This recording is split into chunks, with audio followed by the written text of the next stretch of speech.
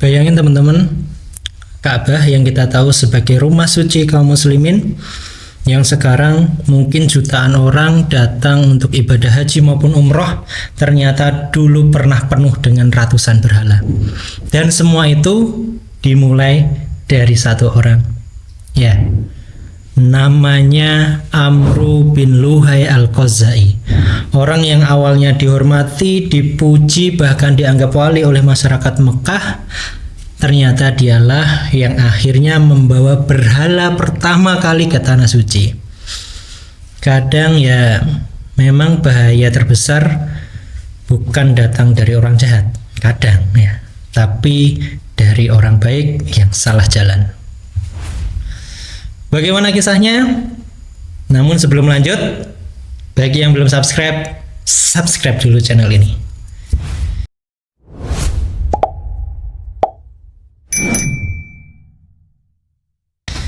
Assalamualaikum warahmatullahi wabarakatuh. Alhamdulillah teman-teman, jumpa lagi bersama Sam Ubay. Ya, kali ini kita akan berbagi kisah seorang tokoh yang pertama kali membawa berhala ke tanah suci. Siapa dia? Namanya adalah Amru bin Luhai al-Khuzai. Nah, kisah ini saya ambil dari kitab ini ya, Perjalanan Hidup Rasulullah Muhammad SAW.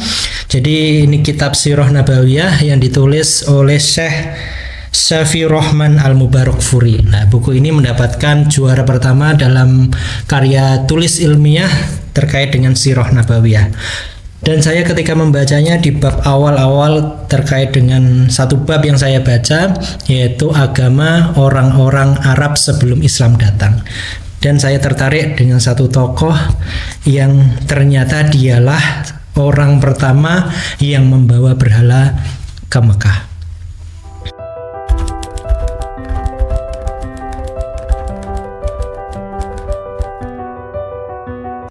Siapa Amru bin Luhai ini? Jadi Amru bin Luhai ini berasal dari suku Khuza'ah, yaitu suku besar yang dulu pernah berkuasa di Mekah. Dia orangnya terpandang, dermawan, dihormati dan dipercaya sebagai pemimpin agama. Orang-orang Mekah waktu itu masih kenal ajaran Nabi Ibrahim alaihissalam, menyembah Allah jadi satu-satunya tanpa sekutu. Akidahnya masih hidup, tauhidnya masih terjaga, tapi semuanya berubah mulai dari satu perjalanan.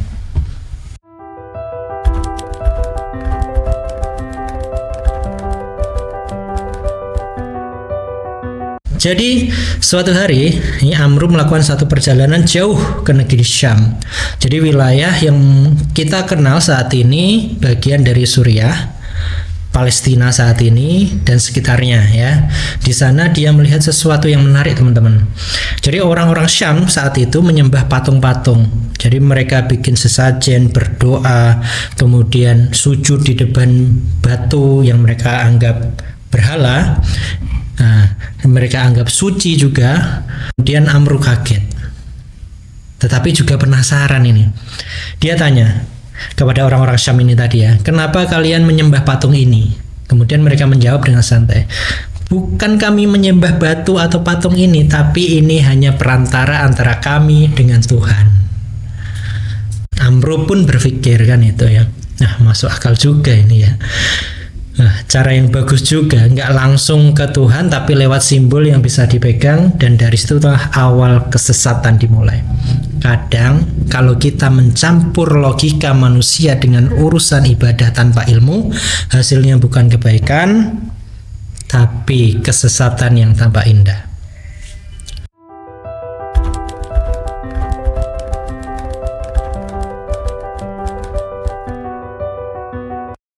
Sebelum pulang ke Mekah, Amru ini dikasih satu berhala teman-teman dari orang Syam tadi, namanya Hubal. Jadi di Mekah itu kita kenal ada berhala namanya Hubal, Lata, Uzza, Mana yang terkenal itu ya. Ternyata salah satunya ya berhala pertama yang dibawa oleh Amru ini namanya Hubal, terbuat dari batu merah berbentuk manusia. Kata mereka, kalau kamu mau bawa aja ini ya, jadikan pelindung di negerimu. Dan begitu sampai di Mekah, benar Amru menaruh Hubal ini di dekat Ka'bah, tempat paling suci bagi umat Ibrahim. Kemudian dia berkata, ini bukan Tuhan, tapi perantara kita untuk mendekatkan diri daripada Allah Subhanahu wa taala. Orang-orang pun percaya karena mereka mikir kalau Amru yang bilang pasti benar. Dalam waktu singkat, setiap kabilah di Arab mulai bikin berhalanya sendiri, sampai akhirnya Ka'bah dikelilingi lebih dari 360 berhala. Bayangkan, dari satu patung jadi ratusan, dari satu kesalahan kecil jadi tradisi besar. Kadang memang dosa besar berawal dari niat kecil yang dianggap sepele.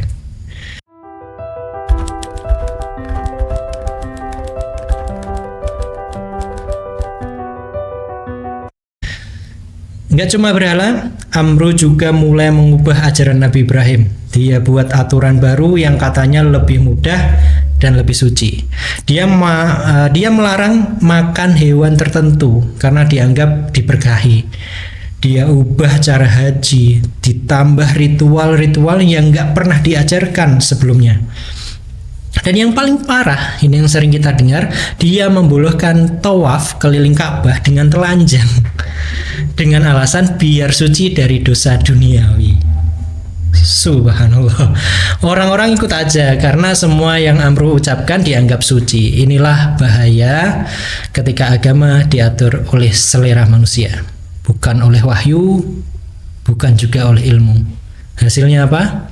Kebenaran terkubur di bawah kebiasaan.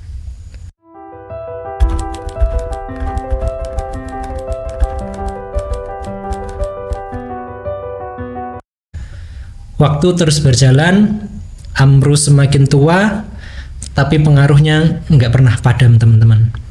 Berhala-berhalanya makin banyak, akidah makin hilang, sampai akhirnya datanglah wahyu kepada Nabi Muhammad Sallallahu Alaihi Wasallam berabad-abad kemudian, dan Rasulullah bersabda, aku melihat Amru bin Luhai disiksa di neraka.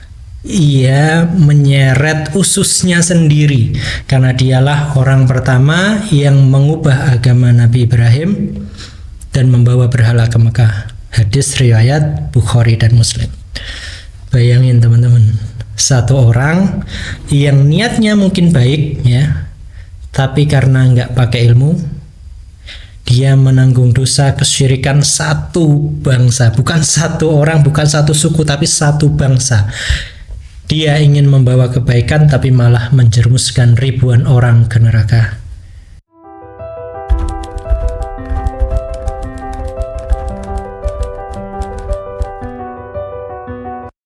Setelah Amru meninggal, pengaruhnya nggak ikut mati, teman-teman. Orang Arab makin terjebak dalam penyembahan berhala. Mereka menyembelih hewan untuk patung. Mereka berdoa ke batu, bahkan mereka meyakini debu di sekitar Ka'bah itu bisa memberi keberkahan. Akidah benar-benar hilang dari tanah Mekah. Hingga akhirnya datanglah seorang keturunan Ismail alaihissalam yang membawa cahayanya kembali. Ialah Muhammad Rasulullah Sallallahu Alaihi Wasallam. Beliau datang untuk menghancurkan semua berhala itu dan mengembalikan kalimat tauhid. La ilaha illallah, tiada Tuhan selain Allah.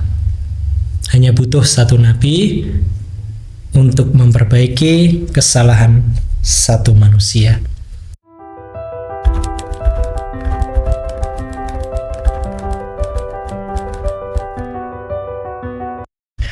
Kisah Amru bin Luhai ngajarin kita satu hal penting, teman-teman. Niat baik nggak cukup tanpa ilmu. Ya, kadang orang merasa sedang berbuat ibadah padahal justru melanggar batas yang Allah tetapkan. Makanya dalam Islam, akidah, keimanan, tauhid, dan ilmu adalah pondasi segalanya. Tanpa ilmu, ibadah bisa berubah jadi kesesatan. Tanpa tauhid, tanpa akidah, semua amal jadi sia-sia. Jadi pelajaran yang bisa kita ambil, jangan gampang ikut-ikutan walau yang ngajak orang terkenal.